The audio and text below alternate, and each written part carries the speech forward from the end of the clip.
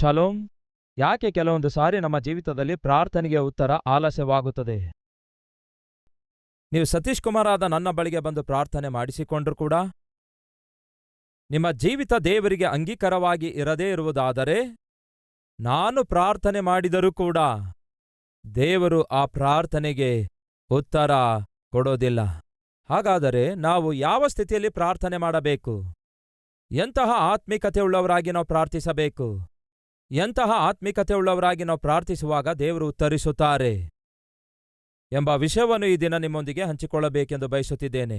ಫಲಿತವಾಗಿ ನೀವು ಯಾವುದೇ ಸ್ಥಿತಿಯಲ್ಲಾಗಲಿ, ಅಂದರೆ ನಿಮ್ಮ ಜೀವಿತದಲ್ಲಿ ಯಾವತ್ತೇ ಕಷ್ಟ ಬರಲಿ, ಯಾವತ್ತೇ ಆಪತ್ತುಗಳು ಬರಲಿ, ಎಂಥದೇ ಸಮಸ್ಯೆ ಬರಲಿ, ನೀವು ಪ್ರಾರ್ಥಿಸುವುದಾದರೆ ದೇವರು ತಕ್ಷಣವೇ ನಿಮ್ಮ ಪ್ರಾರ್ಥನೆಯನ್ನು ಲಾಲಿಸುವ ಹಾಗೆ ನಿಮ್ಮ ಆತ್ಮಿಕ ಜೀವಿತವನ್ನು ನೀವು ಸಿದ್ಧ ಮಾಡಿಕೊಳ್ಳುವುದಾದರೆ ಅದಕ್ಕಿಂತಲೂ ಅದ್ಭುತ ಮತ್ತೇನಿದೆ ಹೇಳಿ?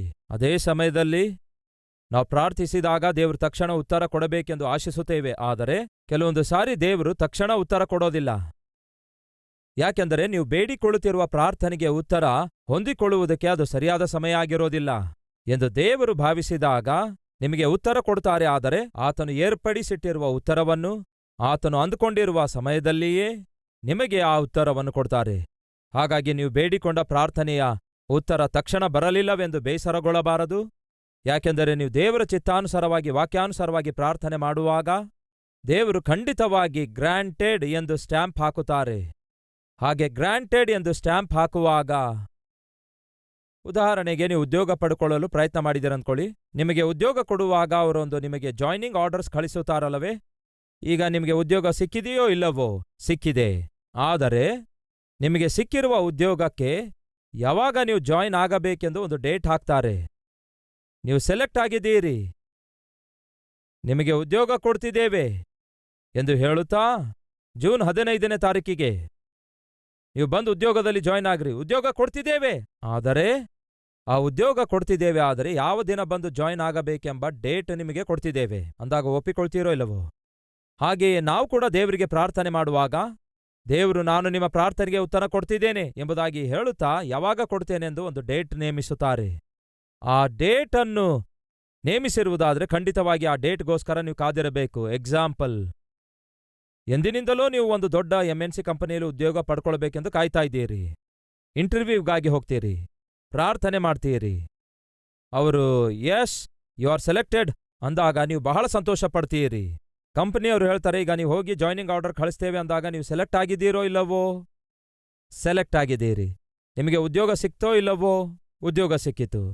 ಪ್ಯಾಕೇಜ್ ಎಷ್ಟೆಂದು ನಿಮಗೆ ಗೊತ್ತಾಯ್ತೋ? ಸಂಬಳ ಎಷ್ಟೆಂದು ಗೊತ್ತಾಯ್ತು. ತಂದೆ ತಾಯಿಗೆ ಫೋನ್ ಮಾಡಿದ್ದೀರಾ? ಫೋನ್ ಮಾಡಿದ್ದೀರಿ.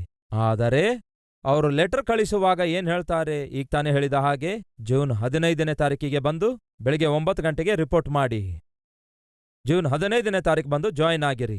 ಆ ರೀತಿಯಾಗಿ ಅವರು ಜೂನ್ 15ನೇ ತಾರೀಕಿಗೆ ಬಂದು ಜಾಯಿನ್ ಆಗಿ ಎಂದು ಲೆಟರ್ ಕಳಿಸಿದಾಗ ನೀವು ಜೂನ್ 10ನೇ ತಾರೀಕಿಗೆ ಆಫೀಸ್ಗೆ ಹೋಗಿ ನೋಡಿ, ರೆಡಿಯಾಗ್ಬಿಟ್ಟು ರಿಸೆಪ್ಷನ್ ಹತ್ರ ಹೋಗಿ ಅವರಿಗೆ ಹೇಳ್ಬಿಡ್ರಿ ನಾನ್ ಬಂದ್ಬಿಟ್ಟೆ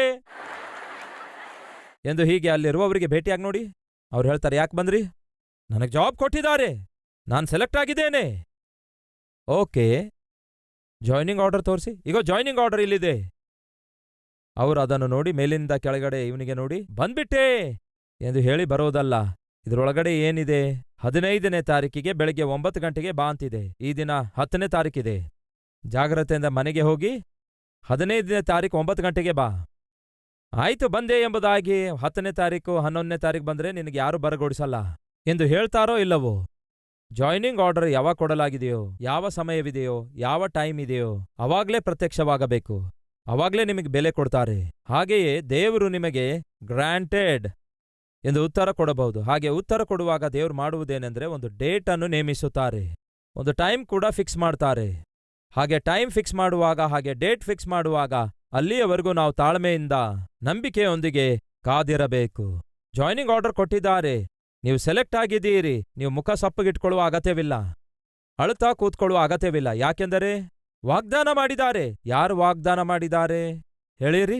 ಆ ಕಂಪನಿಯವರು ವಾಗ್ದಾನ ಮಾಡಿದ್ದಾರೆ. ಏನೆಂದು ವಾಗ್ದಾನ ಮಾಡಿದ್ದಾರೆ? ನೀವು ಬಂದು ಜೂನ್ 15ನೇ ತಾರೀಕು ಜಾಯ್ನ್ ಆಗ್ರಿ ಎಂದು ವಾಗ್ದಾನ ಮಾಡಿದ್ದಾರೆ. ಅವರು ಕೊಟ್ಟ ಜಾಯ್ನಿಂಗ್ ಲೆಟರ್ ಏನಾಗಿದೆ? ವಾಗ್ದಾನದ ಲೆಟರ್ ಆಗಿದೆ. ಅದನ್ನು ನಂಬುತ್ತೀರೋ ಇಲ್ಲವೋ? ಖಂಡಿತವಾಗಿ ನೀವು ಅದನ್ನು ನಂಬುತ್ತೀರಿ. ಏನೆಂದು ನಂಬುತ್ತೀರಿ? ಅವರು ನಿಮಗೆ ಕೊಟ್ಟ ಆ ಲೆಟರ್ನಲ್ಲಿ ನಂಬಿಕೆ ಇಡುತ್ತೀರಿ. ಏನೆಂದು ನಂಬಿಕೆ ಇಡುತ್ತೀರಿ? 15ನೇ ತಾರೀಕಿಗೆ ನಾವು ನಿನಗೆ ಉದ್ಯೋಗ ಕೊಡ್ತಿದ್ದೇವೆ, ಬಂದು ಜಾಯ್ನ್ ಆಗು ಎಂದು ಹೇಳಿದಾಗ ನೀವು ಸೆಲೆಕ್ಟ್ ಆದ ಆ ದಿನದಿಂದ ಮೊದಲುಗೊಂಡು ಜಾಯ್ನ್ ಆಗುವ ದಿನದವರೆಗೂ ನೀವು ಹ್ಯಾಪಿಯಾಗಿರ್ತೀರೋ ಅಥವಾ ಅಳುಮುಖ ಇಟ್ಕೊಳ್ತೀರೋ? ಏನಂತೀರಿ ನೀವು? ಹ್ಯಾಪಿಯಾಗಿರ್ತೀರಲ್ಲವೋ? ಆ ದುಃಖವೆಲ್ಲ ಹೋಗುತ್ತೆ ಅಲ್ಲವೋ? ಆ ವೇದನೆ ಎಲ್ಲ ಹೋಗುತ್ತೆ ಅಲ್ಲವೋ? ಆ ಭಯವೆಲ್ಲ ಹೋಗುತ್ತೆ ಅಲ್ಲವೋ? ಅದಕ್ಕಿಂತ ಮುಂಚೆ ಬಹಳ ಡಲ್ ಆಗಿಯೂ, ಬಹಳ ಡಿಸಪಾಯಿಂಟ್ ಆಗಿಯೂ, ಬಹಳ ಡಿಸ್ಕರೇಜ್ಡ್ ಆಗಿ ಕಾಣಿಸಿಕೊಂಡ ನೀವು ಆನಂತರ ಹ್ಯಾಪಿಯಾಗಿರ್ತೀರಲ್ಲವೋ? ಹ್ಯಾಪಿಯಾಗಿರ್ತೀರಿ. ಯಾಕೆಂದರೆ ನಿಮಗೆ ಉದ್ಯೋಗ ಬಂದಿರುವುದರಿಂದ. ಉದ್ಯೋಗ ಸಿಕ್ಕರೆ ಮತ್ತಿಲ್ಲೇನ್ ಮಾಡ್ತಿದ್ದೀರಿ ಎಂದು ಕೇಳಿದ್ರೆ, ಉದ್ಯೋಗ ಸಿಕ್ಕಿದೆ, ಆದರೆ ನೆಕ್ಸ್ಟ್ ಮಂತ್ ನನಗೆ ಜಾಯ್ನ್ ಆಗಂದಿದ್ದಾರೆ. ಸೊ ಉದ್ಯೋಗ ಬಂದಿದೆ, ನೆಕ್ಸ್ಟ್ ಮಂತ್ ಜಾಯ್ನ್ ಆಗೋ ಅಂತ ಹೇಳಿದ್ದಾರೆ. ಹಾಗೆ ಜಾಯ್ನ್ ಆಗುವವರೆಗೂ ನೀವು ಹ್ಯಾಪಿಯಾಗಿರ್ತೀರೋ ಅಳುಮುಖ ಇಟ್ಕೊಳ್ತೀರೋ? ಹ್ಯಾಪಿಯಾಗಿಯೇ ಇರ್ತೀರಿ. ಯಾಕೆಂದ್ರೆ ಅವ್ರು ಕೊಟ್ಟ ಲೆಟರನ್ನು ನೀವು ನಂಬುತ್ತೀರಿ. ಪ್ರಿಯ ಸಹೋದರ ಸಹೋದರಿಯರೇ, ಮನುಷ್ಯರು ಕೊಡುವ ವಾಗ್ದಾನವನ್ನು ನಾವು ನಂಬಿ ಹ್ಯಾಪಿಯಾಗಿರುತ್ತೇವೆ. ಮನುಷ್ಯ ಬರೆದು ಕೊಟ್ಟಿರುವಂತಹ ಒಂದು ಪತ್ರವನ್ನು ಓದಿ ನಾವು ನಂಬಿ ಖಂಡಿತವಾಗಿ ಇಂಥ ನಿರ್ದಿಷ್ಟ ದಿನ ಉದ್ಯೋಗ ಬರುತ್ತೆ ಎಂದು ನಂಬಿ ನಾವು ಬಹಳ ಹ್ಯಾಪಿಯಾಗಿರುತ್ತೇವೆ. ಮನುಷ್ಯರು ಬರೆದು ಕೊಟ್ಟಂತಹ ಪತ್ರಗಿಂತಲೂ ಸ್ವತಃ ದೇವರೇ ಬರೆದಿರುವಂತಹ ಈ ಗ್ರಂಥವಾದ ಸತ್ಯವೇದ ಬಹುಶ್ರೇಷ್ಠವಾಗಿದೆ. ನೀವು ನಂಬಿಕೆಯಿಂದ ದೇವರಿಗೆ ಬೇಡಿಕೊಂಡಾಗ, ನಂಬಿಕೆಯಿಂದಲೇ ದೇವರು ನಿಮಗೆ ಮಾತು ಕೊಟ್ಟಾಗ, ಆತನ ಮಾತು ಮನುಷ್ಯನ ಮಾತಿಗಿಂತಲೂ ಬಹು ಶ್ರೇಷ್ಠವಾದದ್ದಾಗಿದೆ. ಮನುಷ್ಯ ಮಾತು ಕೊಟ್ಟು ಮರೆಯಬಹುದು, ಆದರೆ ದೇವರು ಮಾತ್ರ ಮಾತು ಕೊಟ್ಟು ಮರೆಯುವುದಕ್ಕೆ ಆತನು ನರಮನುಷ್ಯನೂ ಅಲ್ಲವೇ ಅಲ್ಲ. ಸೊ ನೀವು ಪ್ರಾರ್ಥನೆ ಮಾಡುವಾಗ, ಇಲ್ಲವೇ ಈ ದೀನಸೇವಕನಾದ ನಾನು ಮಾತಾಡುತ್ತಿರುವಾಗ, ದೇವರೇ ನನಗೆ ವಾಗ್ದಾನ ಕೊಡ್ತಿದ್ದಾರೆ, ದೇವರೇ ನನಗೆ ಮಾತು ಕೊಡ್ತಿದ್ದಾರೆ ಎಂದು ನೀವು ನಂಬುವುದಾದರೆ ಆ ನಂಬಿಕೆಯನ್ನು ಖಂಡಿತವಾಗಿ ದೇವರು ನೆರವೇರಿಸುತ್ತಾರೆ. ಯಾಕೆಂದರೆ ದೇವರ ಮಾತನ್ನೇ ನೀವು ನಂಬುತ್ತಾ ಇದ್ದೀರಿ. ಆತನ ಮಾತನ್ನು ನೀವು ನಂಬುತ್ತಾ ಇರುವುದರಿಂದ ಆತನ ಮಾತು ನಿಮಗೇನ್ ಮಾಡುತ್ತೆ ಗೊತ್ತಾ? ನಿಮಗೆ ನೆಮ್ಮದಿಯನ್ನು ಕೊಡುತ್ತೆ. ಆತನ ಮಾತನ್ನು ನೀವು ನಂಬುವುದಾದರೆ ಅದು ನಿಮಗೆ ಧೈರ್ಯವನ್ನು ಕೊಡುತ್ತದೆ. ನಿಮ್ಮ ಸುತ್ತಲಿನ ಪರಿಸ್ಥಿತಿಗಳು ಎಷ್ಟೇ ವ್ಯತಿರೇಕವಾಗಿದ್ದರೂ ಕೂಡ ಪರಿಸ್ಥಿತಿಗಳನ್ನು ಬಿಟ್ಟು ನೀವು ದೇವರ ಮಾತನ್ನು ನಂಬುವುದೇ ಆದರೆ ಚಿಂತಿಸುವುದನ್ನು ಬಿಡ್ತೀರಿ, ನಿರುತ್ಸಾಹಗೊಳ್ಳುವುದನ್ನು ಬಿಡ್ತೀರಿ, ಅಳುವುದನ್ನು ಬಿಡುತ್ತೀರಿ. ಉದಾಹರಣೆಗೆ 1ನೇ ಸಾಮುವೇಲ ಪುಸ್ತಕ 1ನೇ ಅಧ್ಯಾಯ 10ನೇ ವಚನ. ಬಹಳ ದುಃಖಕ್ರಾಂತಳಾಗಿ ಬಂದು ಯೆಹೋವನ ಸನ್ನಿಧಿಯಲ್ಲಿ ಪ್ರಾರ್ಥನೆ ಮಾಡುತ್ತಾ ಬಹಳವಾಗಿ ಅಳುತ್ತಾ ಇದ್ದಳು. ಈ ದಿನಗಳಲ್ಲಿ ಇದು ಬಹಳ ಕಡಿಮೆಯಾಗಿದೆ. ಸಭೆಗಳಲ್ಲಿ ಬಹಳ ಕಿರ್ಚುವವರನ್ನು ನೋಡ್ತಿದ್ದೇವೆ, ಆದರೆ ಬಹಳವಾಗಿ ಅಳುವವರನ್ನು ನಾವು ನೋಡ್ತಾ ಇಲ್ಲ. ಕಣ್ಣೀರಿನಿಂದ ಪ್ರಾರ್ಥಿಸುವಂಥವರು ಕಣ್ಮರೆಯಾಗಿದ್ದಾರೆ. ಕುಗ್ಗಿಹೋದ ಜಜ್ಜಿಹೋದ ಹೃದಯದೊಂದಿಗೆ ಪ್ರಾರ್ಥಿಸುವವರು ಕಡಿಮೆಯಾಗಿದ್ದಾರೆ. ದಯವಿಟ್ಟು ಕೇಳಿರಿ, ಮಾತಿನ ಪ್ರಾರ್ಥನೆಗಿಂತಲೂ ಕಣ್ಣೀರಿನ ಪ್ರಾರ್ಥನೆ ಬಹಳ ಶಕ್ತಿಯುತವಾಗಿದೆ. ಕಣ್ಣೀರಿನ ಪ್ರಾರ್ಥನೆಗಿಂತಲೂ ನರಳಾಟದ ಪ್ರಾರ್ಥನೆ ಮತ್ತಷ್ಟು ಶಕ್ತಿಯುಳ್ಳದಾಗಿದೆ. ಆದರೆ ಈ ದಿನ ಕಣ್ಣೀರಿನಿಂದ ಪ್ರಾರ್ಥಿಸುವವರಾಗಲಿ, ನರಳಾಡುತ್ತಾ ಪ್ರಾರ್ಥಿಸುವವರಾಗಲಿ, ಕುಗ್ಗಿಹೋದ ಜಜ್ಜಿಹೋದ ಹೃದಯದೊಂದಿಗೆ ಪ್ರಾರ್ಥಿಸುವವರಾಗಲಿ, ಬಹಳವಾಗಿ ಕಣ್ಣೀರಿನಿಂದ ಪ್ರಾರ್ಥಿಸುವವರಾಗಲಿ ಕಡಿಮೆಯಾಗಿದ್ದಾರೆ. ಕೇಳ್ತಿದ್ದೇನೆ ಸಹೋದರ ಸಹೋದರಿಯರೇ, ನಿಮ್ಮ ಜೀವಿತದಲ್ಲಿ ಕಣ್ಣೀರಿನಿಂದ ಪ್ರಾರ್ಥನೆ ಮಾಡಿ ಎಷ್ಟು ಕಾಲ ಆಯಿತು? ನಿಮಗಿರುವ ಬಾಧೆಯನ್ನು ತಾಳಲಾರದೆ, ನಿಮ್ಮ ಜೀವಿತದಲ್ಲಿರುವ ಕಷ್ಟ ತಾಳಲಾರದೆ, ನಿಮ್ಮ ಜೀವಿತದಲ್ಲಿ ನೀವು ಎದುರಿಸುತ್ತಾ ಇರುವಂತಹ ಆ ವಿಪತ್ಕರವಾದ ಪರಿಸ್ಥಿತಿಗಳನ್ನು ಅರ್ಥ ಮಾಡಿಕೊಳ್ಳಲಿಕ್ಕಾಗದೆ, ಜಯಿಸಲಿಕ್ಕಾಗದೆ ದೇವರ ಸನ್ನಿಧಿಗೆ ಬಂದು, ಇಲ್ಲವೇ ನಿಮ್ಮ ಮನೆಯಲ್ಲಿಯೇ ದೇವರ ಸನ್ನಿಧಿಯಲ್ಲಿ ಮೊಳಕಾಲೂರಿದವರಾಗಿ ಬಹಳ ದುಃಖದಿಂದ, ವೇದನೆಯಿಂದ, ಕಣ್ಣೀರಿನಿಂದ ಪ್ರಾರ್ಥನೆ ಮಾಡಿ ಎಷ್ಟು ಕಾಲ ಆಯಿತೆಂದು ಒಮ್ಮೆ ಆಲೋಚಿಸಿ. ನೀವು ಬಹಳ ದುಃಖದಿಂದ, ವೇದನೆಯಿಂದ, ಕಣ್ಣೀರಿನಿಂದ ಪ್ರಾರ್ಥನೆ ಮಾಡದೇ ಇರುವುದಾದರೆ ವಾಸ್ತವದಲ್ಲಿ ನಿಮಗಷ್ಟೊಂದು ಕಷ್ಟ ಇಲ್ಲ ಎಂದರ್ಥ. ವಾಸ್ತವದಲ್ಲಿ ನಿಮಗಷ್ಟು ಬಾಧೆ ಇಲ್ಲ ಎಂದರ್ಥ. ಅದಕ್ಕಾಗಿಯೇ ನಿಮ್ಮ ಹೃದಯ ವೇದನೆಯಿಂದ ನೀವು ಪ್ರಾರ್ಥನೆ ಮಾಡ್ತಿಲ್ಲ. ನೀವು ಮಾಡಿದ ಪಾಪವನ್ನು ದೇವರು ಕ್ಷಮಿಸಲಿಕ್ಕಿದ್ದಾರೆ. ಎಷ್ಟೇ ಪಾಪಿಷ್ಠನಾಗಿದ್ರೂ ಕೂಡ ಈ ದಿನ ದೇವರು ನಿಮ್ಮನ್ನು ಪರಿಶುದ್ಧಗೊಳಿಸಲಿಕ್ಕಿದ್ದಾರೆ.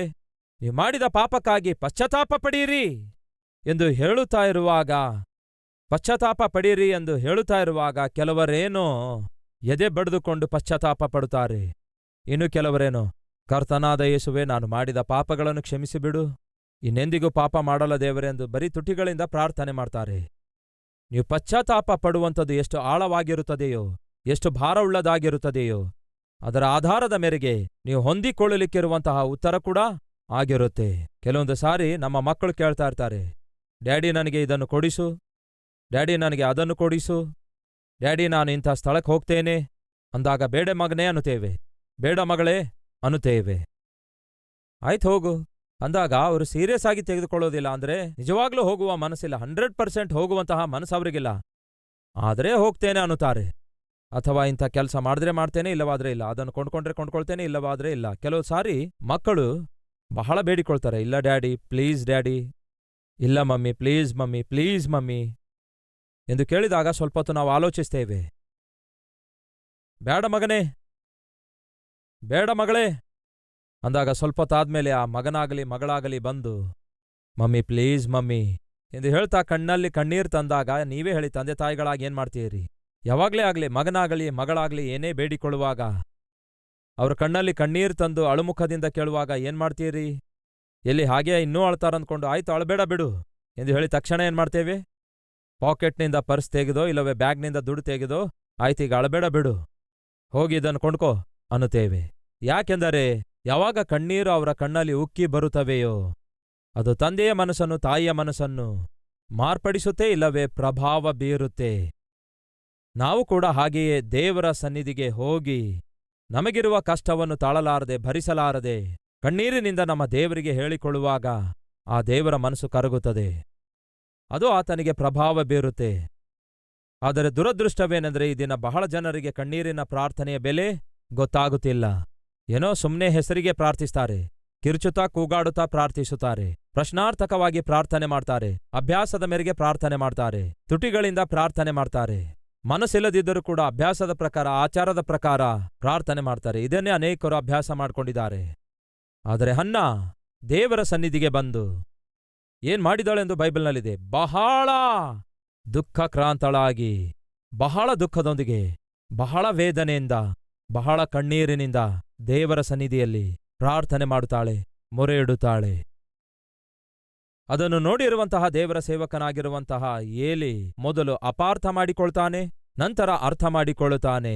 ಅದಾದ ನಂತರ ಈ ರೀತಿಯಾಗಿ ಮಾತು ಕೊಡ್ತಾನೆ. ಏನೆಂದು ಗೊತ್ತಾ? 16ನೇ ವಚನ,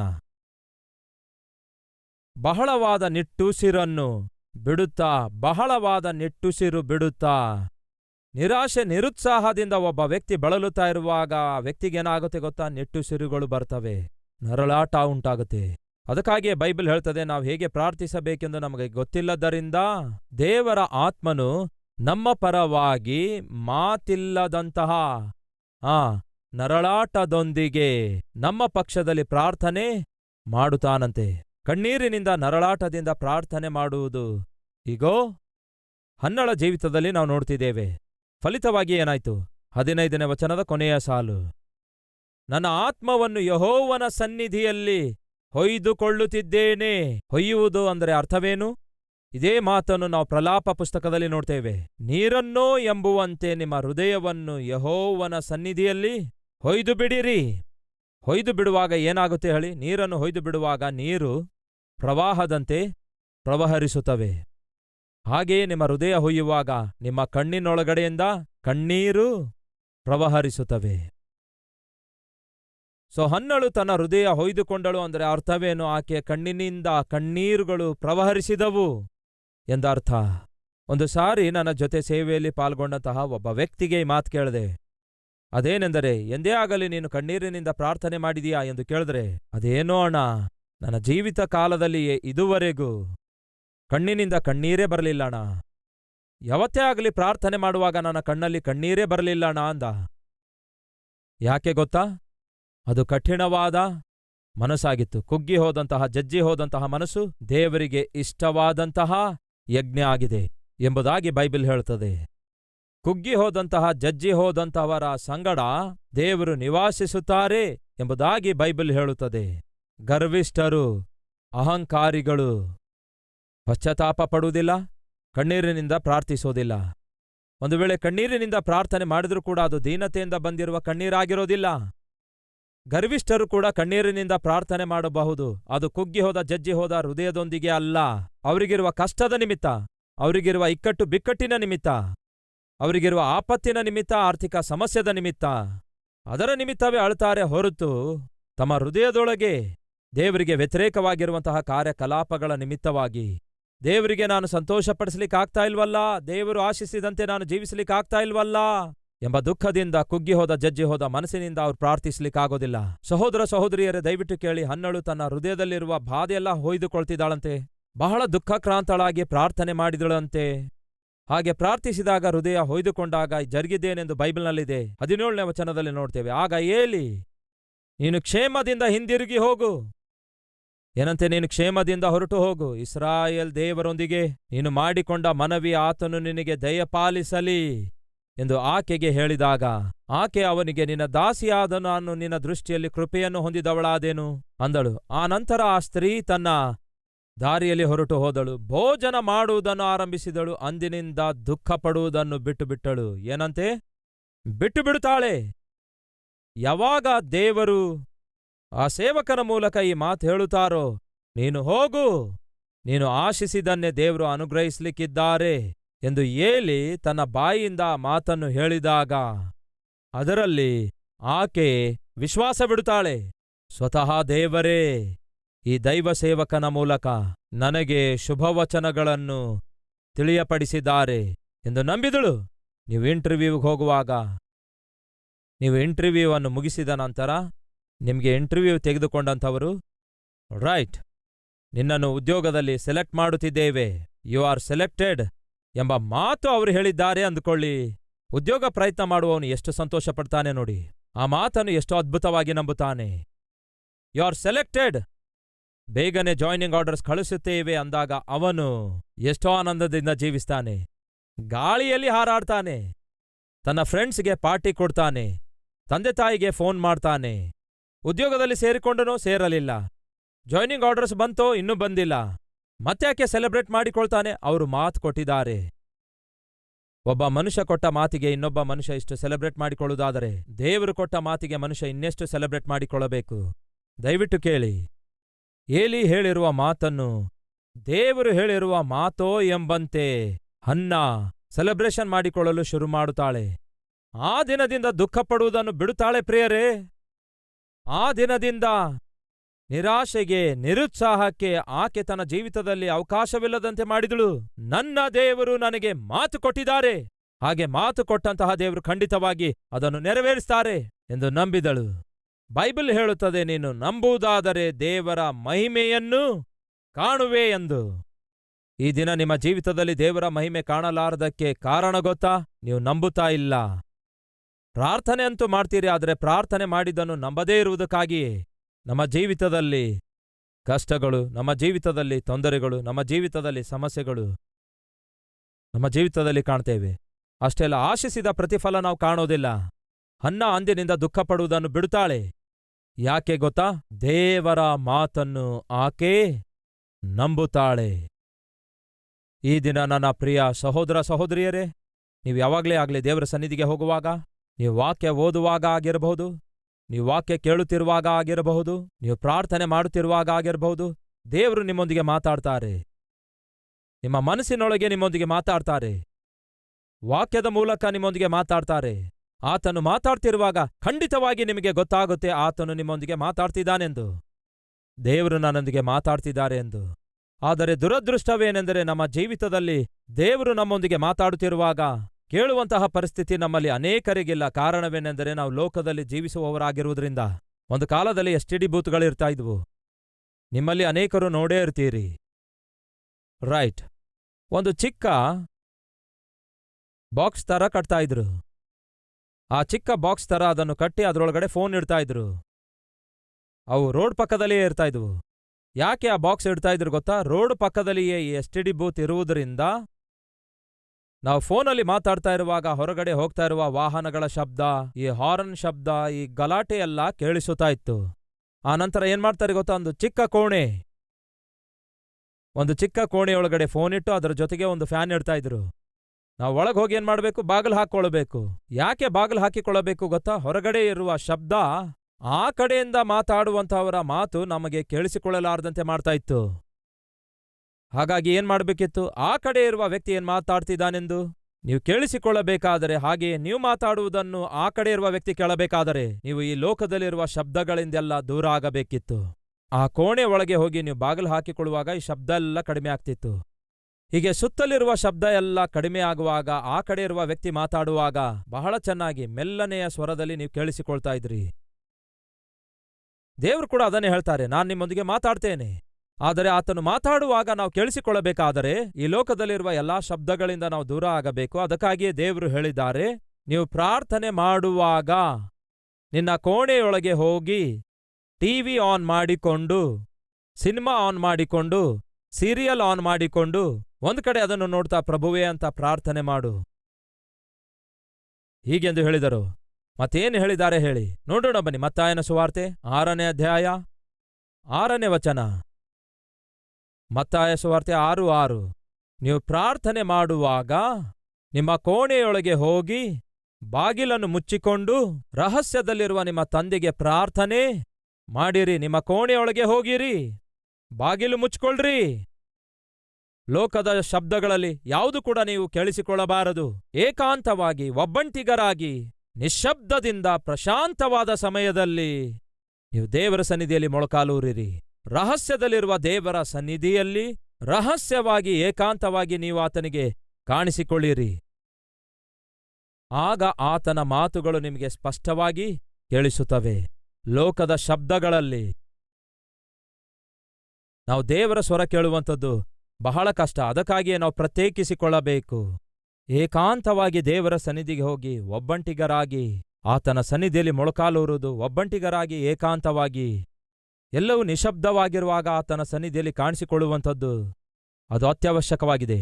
ಏಕಾಂತವಾಗಿ ನಾನು ಒಬ್ಬಂಟಿಗನೇ ದೇವರ ಸನ್ನಿಧಿಗೆ ಹೋಗಿ ವಾಕ್ಯವನ್ನು ಧ್ಯಾನಿಸ್ತೇನೆ. ದೇವರು ನನಗೆ ಕೊಟ್ಟ ವಾಗ್ದಾನವನ್ನು ಸ್ವಾಧೀನ ಮಾಡಿಕೊಳ್ತೇನೆ. ಆ ವಾಗ್ದಾನವನ್ನು ನನ್ನ ಜೀವಿತದಲ್ಲಿ ಕಣ್ಣಾರೇ ಕ್ರಿಯೆಯಲ್ಲಿ ಕಾಣುತ್ತೇನೆ ಎಂದು ನಂಬುವಂಥವರು ನನ್ನೊಂದಿಗೆ ಸೇರಿ ಪ್ರಾರ್ಥಿಸುವಿರಾ?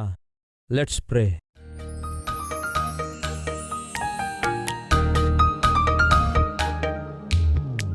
ಪರಿಶುದ್ಧ ದೇವರೇ, ಕೇಳಿರುವ ವಾಕ್ಯವನ್ನು ನಂಬಿದವರಾಗಿ ಈ ದಿನ ನಿಮ್ಮ ಮಕ್ಕಳು ನಿಮ್ಮ ಸನ್ನಿಧಿಯಲ್ಲಿ ಏಕಾಂತವಾಗಿ ಅವರು ಕಣ್ಣೀರನ್ನು ಸುರಿಸಿ ವೇದನೆಯಿಂದ ದುಃಖದಿಂದ ಕುಗ್ಗಿಹೋದ ಜಜ್ಜಿಹೋದ ಮನಸ್ಸಿನೊಂದಿಗೆ ನಿಮ್ಮ ಪಾದಗಳನ್ನು ಕಣ್ಣೀರಿನಿಂದ ಒರೆಸಿದಾಗ ದೇವರೇ ಅವರ ಕಣ್ಣೀರನ್ನು ನೋಡಿ ಅವರ ಹೃದಯದಲ್ಲಿರುವಂತಹ ವೇದನೆಯನ್ನು ಗುರುತಿಸಿ ಅವರ ಕುಟುಂಬದಲ್ಲಿರುವ ಸಮಸ್ಯೆಗಳನ್ನು ಪರಿಶೀಲಿಸಿ ಅವರ ಶರೀರದಲ್ಲಿರುವಂತಹ ದೇವರ ವ್ಯಾಧಿಯನ್ನು ಬಾಧೆಯನ್ನು ನೀವು ನೋಡಿ ಅವರಿಗೆ ಸಂಪೂರ್ಣವಾದ ಉತ್ತರವನ್ನು ದಯಪಾಲಿಸುವುದಕ್ಕಾಗಿ ನಿಮ್ಮ ಮಹಾಕೃಪೆ ತೋರಿಸಬೇಕೆಂದು ಬೇಡಿಕೊಳ್ತೇನೆ. ಪ್ರಾರ್ಥನೆಯಲ್ಲಿ ಐಕ್ಯವಾಗಿರುವ ಪ್ರತಿಯೊಬ್ಬರನ್ನು ಈ ದಿನ ಸಂಧಿಸಿರಿ. ಆ ದಿನ ಹನ್ನಳನ್ನು ಸಂಧಿಸಿದೀರಲ್ಲವೇ?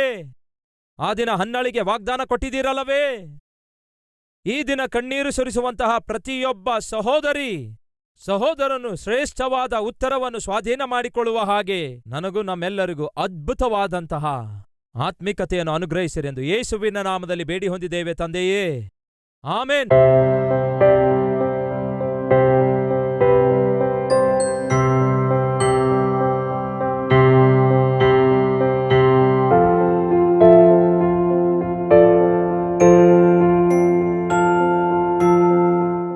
ವಿಳಾಸ Calvary, post box number 30, Kukatpally, Hyderabad 72.